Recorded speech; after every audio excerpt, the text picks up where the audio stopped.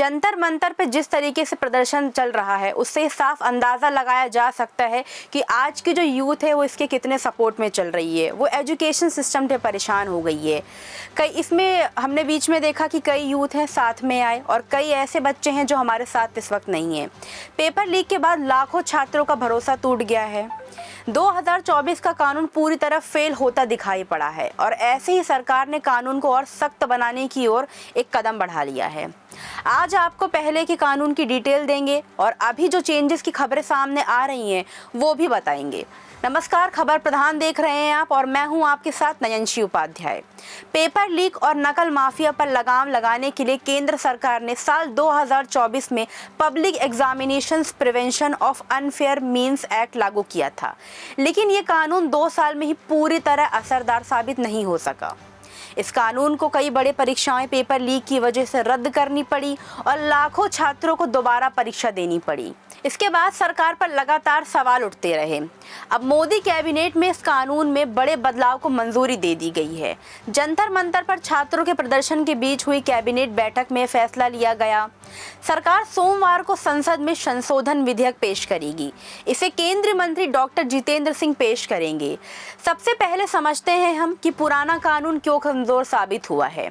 2024 का कानून UPSC, SSC, RRB, IBPS, NTA जैसी केंद्र सरकार की परीक्षाएं पर लागू था। इसमें पहले पेपर लीक करना, उत्तर कुंजी लीक करना, ओएमआर शीट से छेड़छाड़, फर्जी एडमिट कार्ड बनाना, परीक्षा सिस्टम हैक करना और परीक्षा में गड़बड़ी करना अपराध माना गया था। लेकिन इसमें कई कमियां भी थीं। सामान्य मामलों में सिर्फ 3 से 5 साल की सज़ा थी, जिससे कई आरोपियों को आसानी से जमानत मिल जाती थी। संगठित पेपर लीक गिरोहों के लिए भी सज़ा 5 से 10 साल तक की ही सीमित थी।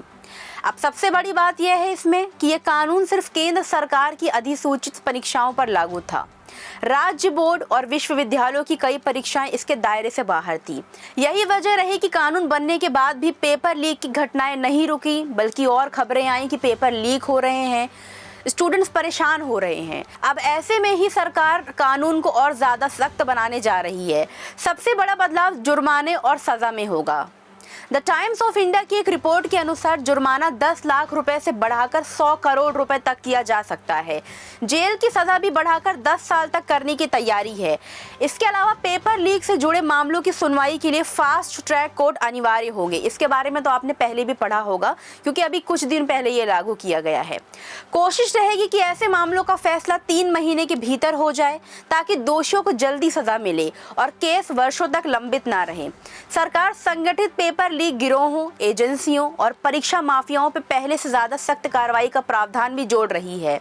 हालांकि उम्मीदवारों को इस कानून के तहत सीधे आरोपी नहीं बनाया जाएगा। उनके खिलाफ कार्रवाई संबंधित परीक्षा संस्था के नियमों के अनुसार ही होगी। कानून का फोकस सिर्फ उन लोगों और गिरोहों पर रहेगा जो पैसे या गलत फायदे के लिए परीक्षा प्रणाली से छेड़छाड़ करते हैं। और इस बीच खबरें आई कि संशोधन विधेयक सोमवार को संसद में पेश होगा। अगर इसे मंजूरी मिलती है तो सरकार का दावा है कि इससे परीक्षा प्रणाली और ज्यादा पारदर्शी बनेगी और पेपर लीक माफियाओं पर सख्त कार्रवाई का रास्ता साफ होगा।